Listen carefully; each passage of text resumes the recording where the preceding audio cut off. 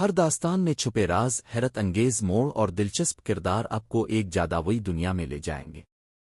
یہاں ہم صرف کہانیاں نہیں سناتے بلکہ آپ کو وقت کے دھارے میں لے جا کر تاریخ، ثقافت اور اسرار کے بھید کھولتے ہیں۔ جادوئی چراغوں سے لے کر صدیوں پرانی تہذیب تک ہر کہانی میں ایک نیا جہان آباد ہے۔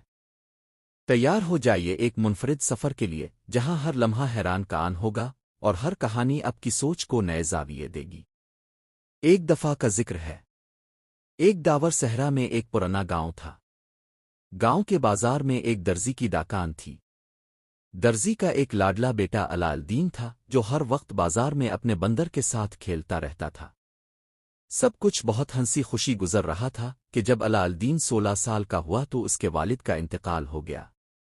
پھر گھر کی ساری ذمہ داری الدین پر آ گئی اور الدین نے اپنے باپ کی درزی کی دکان سنبھال لی۔ ایک روز الدین کی دکان پر ایک اجنبی شخص آیا۔ اس اجنبی نے آتے ہی الدین سے اس کے والد کے انتقال پر افسوس کیا۔ الدین نے کہا، معاف کیجیے، میں نے آپ کو پہچانا نہیں۔ اس پر اجنبی شخص نے اسے بتایا کہ وہ اس کا چچا ہے جو کام کے سلسلے میں باہر گیا ہوا تھا۔ الدین فوراً بولا، میں نے آپ کا ذکر اپنے والد سے سنا تھا۔ پھر چچا نے الدین کو بتایا، میں تمہیں خزانے کا پتہ بتانے آیا ہوں۔ الدین حیرت زدہ ہو کر بولا، خزانہ؟ چچا نے کہا، ہاں خزانہ، لیکن اس کے لیے تمہیں میرے ساتھ چلنا ہوگا۔ الدین جلد ہی راضی ہو گیا اور وہ دونوں اونٹ پر بیٹھ کر صحرا کی طرف چل پڑے۔ چلتے چلتے وہ پہاڑوں میں پہنچ گئے۔ پھر چچا نے الدین سے کہا، جاؤ کچھ لکڑیاں لے کر آؤ۔ الدین لکڑیاں لایا، اس نے آگ جلائی اور پھر چچا اس پر کچھ زیادہ کرنے لگا۔ اچانک زمین لرزنے لگی اور زمین پھٹی اور اس میں سے ایک سفید پتھر باہر آ گیا جس پر ایک انگوٹھی رکھی ہوئی تھی۔ الدین یہ سب دیکھ کر گھبرا گیا اور کہنے لگا، چچا یہ سب کیا ہے؟ مجھے بہت ڈر لگ رہا ہے۔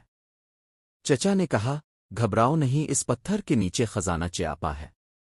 وہ تمہیں تب ملے گا جب تم وہ سب کرو گے جو میں تم سے کہوں گا۔ پھر چچا نے کہا، اگر تم خزانہ چاہتے ہو تو پہلے یہ انگوٹھی پہن لو۔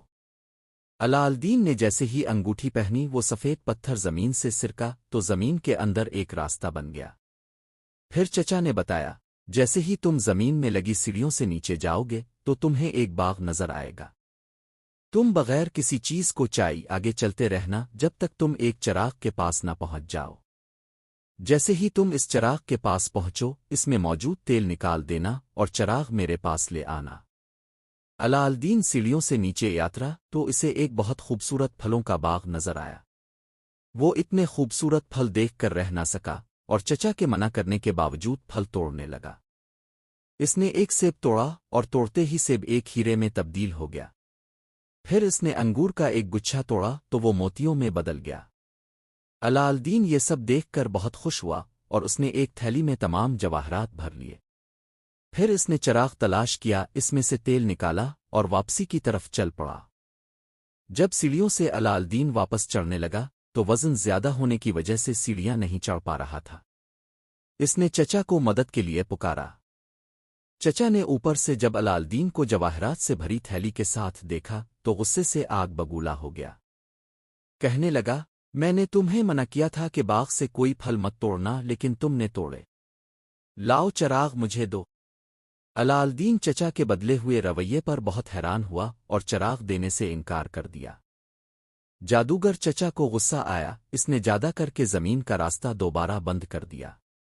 الدین مایوسی کے عالم میں وہیں بیٹھ گیا اور سوچنے لگا، مجھے اتنی جلدی اس شخص پر اعتبار نہیں کرنا چاہیے تھا۔ الدین کافی دن تک اس غار میں روتا رہا لیکن کوئی اس کی مدد کو نہ آیا۔ الدین نے اپنی خواہش کا اظہار کرتے ہوئے کہا، کاش کوئی مجھے میرے گھر لے جائے۔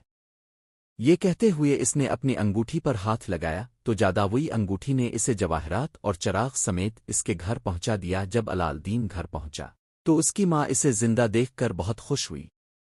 الدین نے ساری کہانی اپنی ماں کو سنائی۔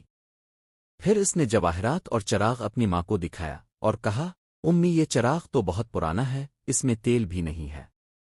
اس کی ماں نے کہا، تو پھر اسے صاف کر لیتے ہیں۔ جیسے ہی الالدین کی ماں نے چراغ کو کپڑے سے رگڑا، ایک زوردار آواز کے ساتھ چراغ سے ایک خوفناک مگر فرمانبردار جن نمودار ہوا۔ جن نے گرجدار آواز میں کہا، حکم کرو میرے آقا، میں آپ کا غلام ہوں۔ الالدین اور اس کی ماں ڈر گئے، مگر جن نے کہا، ڈرنے کی ضرورت نہیں، جو حکم دیں گے میں پورا کروں گا۔ الالدین نے جھجکتے ہوئے کہا، ہمیں کھانے کو کچھ چاہیے۔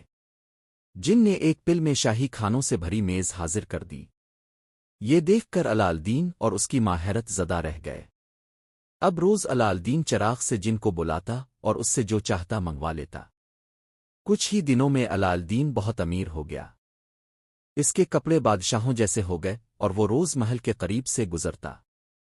ایک دن اس نے بادشاہ کی بیٹی شہزادی بدرالبدور کو محل کی بالکونی سے دیکھا اور پہلی ہی نظر میں دل ہار بیٹھا۔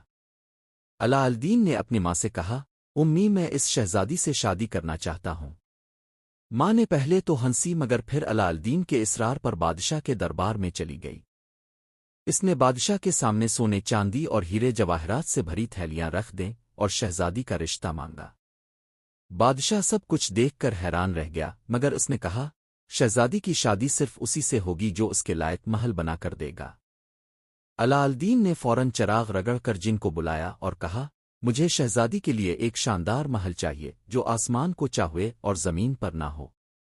جن نے پلک جھپکتے ہی محل تعمیر کر دیا۔ بادشاہ نے یہ محل دیکھا تو حیرت کی انتہا نہ رہی اور فوراً شادی کی منظوری دے دی۔